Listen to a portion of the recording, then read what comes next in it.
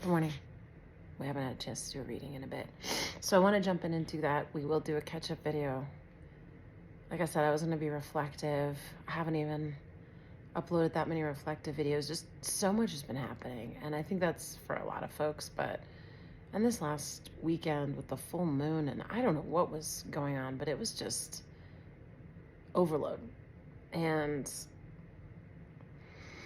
I'm excited about all the change coming. But I'm also sad. It's just a lot. And so anyway, with that, I'm excited to catch up with you. It's been almost a year since I started this journey, and I've reflected, has anything changed? I'm realizing a lot has changed, and I want to speak into that more. It's not overt in external circumstance as much yet. It is in certain ways that I want to share. But anyway, a lot on the mind, a lot happening. Let's read. This is Neville, chapter 17, again, from The Power of Awareness, called All Things Are Possible. As I move through so much happening, I think this is very helpful, because when you have big upswings and big downswings in life, it's easy to get caught up in what's happening. And especially when you have a big upswing to a big downswing, like say, a honeymoon to the death of all the little fuzzy things you love. Not all, some, Emily, a few, aging. But whatever it is for us, that can be a million different things. Like I was feeling great at work, I'm not. Going up and then down, it's easy to say, hey, things were so great, now things are bad. What did I do wrong? And so it's important to get a little more pragmatic about it and stay away from things like wrong, because I am realizing that the up and down swing and the contrast does provide a much greater depth to life.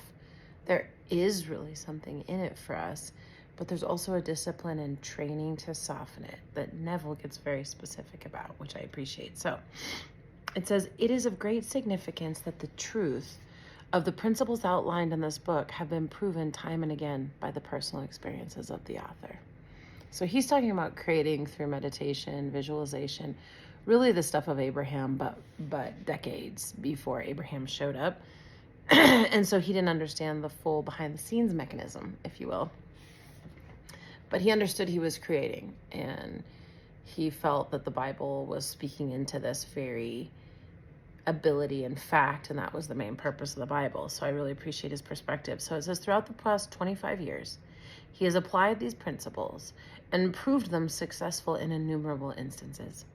He attributes to an unwavering assumption of his wish already being fulfilled every success that he has achieved. In other words, an unwavering assumption of his wish already being fulfilled. So assuming that everything you want is going to happen. No doubt. When you apply all the pieces in the Bible about doubt and its power to the idea that it can stop you from creating and having everything you desire, it does become a much more dire conversation. But when you're talking about faith in God, it's a very different conversation than faith in the self and what those doubts are about. He was confident that by these fixed assumptions, his desires were predestined to be fulfilled, because he knew he was believing in them and he knew he was creating them, that they basically have to come true. Time and again, he assumed the feeling of his wish fulfilled and continued in his assumption until that which he desired was completely realized. It's kind of what Abraham's always talking about how difficult it is to feel healthy when you're unhealthy, or how difficult it is to feel thin when you feel fat, or rich when you feel poor, but how important it is. And if you can feel abundant, even if it's not financially in one area of your life, it'll show up everywhere, because the feeling is sort of contagious. And what you're doing is exactly what Neville says here, which is acting as if, which is assume the feeling of your wish being fulfilled or your desire, and continue in your assumption until it shows up. Don't let evidence or conditions, as Abraham would say, waver you. It says, live your life in a sublime spirit of confidence and determination. Disregard, here we go, appearances, conditions. In fact, all evidence of your senses that deny the fulfillment of your desire. Just ignore it. Rest in the assumption that you are already what you want to be. For in that determined assumption, you and your infinite being, or your inner being, isn't that funny? It's called an infinite being here. Inner being are merged in creative unity, and with your infinite being, or God, all things are possible. God never fails. I love how this brings together Abraham and Christianity in such a beautiful way. I really do. I really appreciate it. It means a lot to me. You and your infinite being are merged in creative unity, and with your infinite being, or God, all things are possible. Because it's the creative force, the force that creates world. You're directing it. It needs you to give it things to do. It's an interdependent but beneficial relationship. For who can stay his hand or say unto him, what doest thou? Daniel 4:35. Through the mastery of your assumptions, you are in very truth enabled to master life. What does that mean by mastering your beliefs? In other words, we think our beliefs are a result of what's happened to us, what's right and wrong. And this is about saying, if you go and change your foundational beliefs, what you create will change.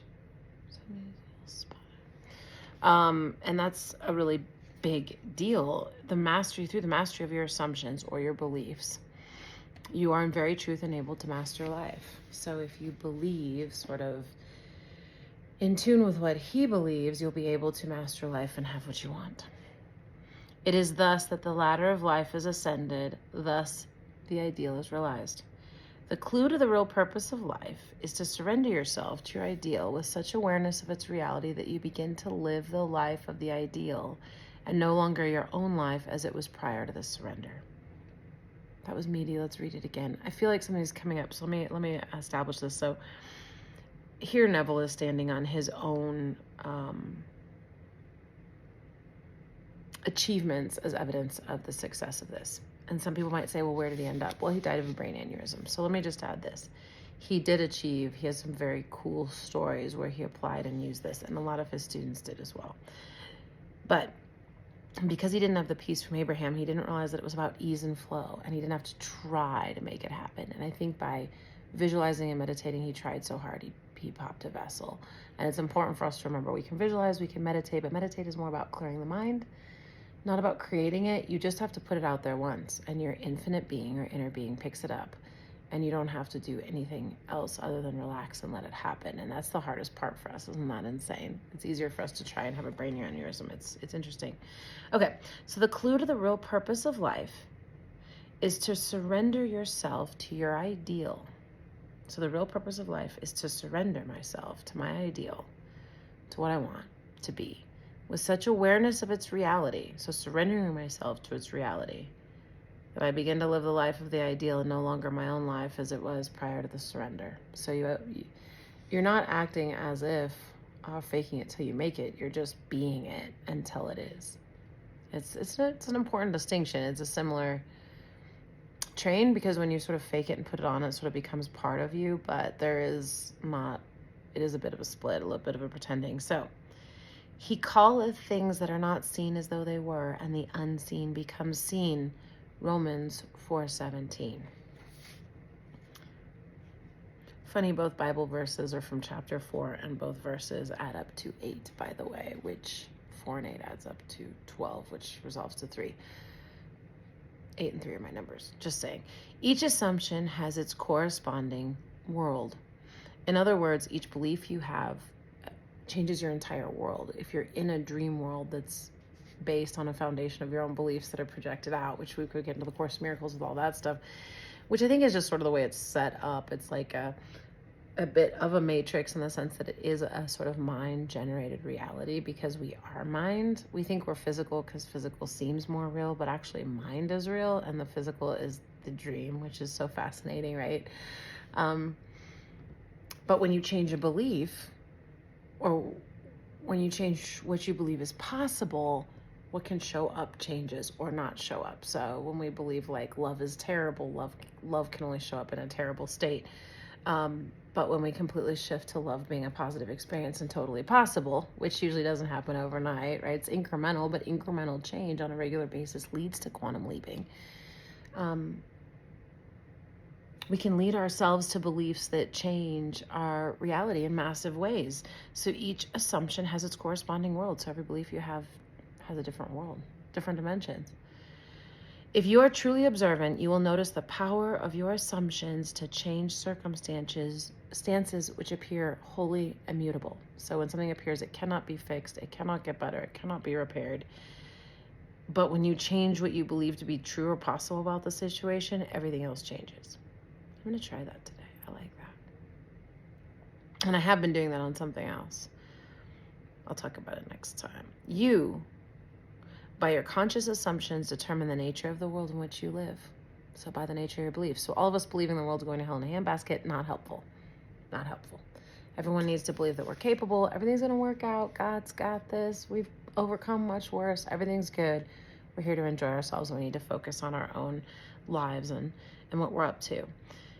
Ignore the present state and assume the wish fulfilled. So what you want, assume it's been fulfilled. Claim it. It will respond. The law of assumption is the means by which the fulfillment of your desires may be realized. The law of assumption, it's just the law of attraction, really. Every moment of your life, consciously or unconsciously, you are assuming a feeling.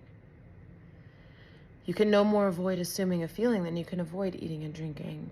All you can do is control the nature of your assumptions. Thus, it is clearly seen that the control of your assumption is the key you now hold to an ever-expanding, happier, more noble life. All you can do is control the nature of your assumptions, the nature of your beliefs and your feeling, how you feel, what you think, what you believe. And that's the key to an ever-expanding, happier, more noble life. I really appreciate that today, grounding me before I go out the door. I hope you feel the same. A lot's happening again. Just hang in there. We're getting to a better place. We are. It's not always looking like that, but we're getting there. Anyway, thanks for being here with me. Miss spending time with you, and I will be spending more. But welcome to summer. Late spring, early summer, later.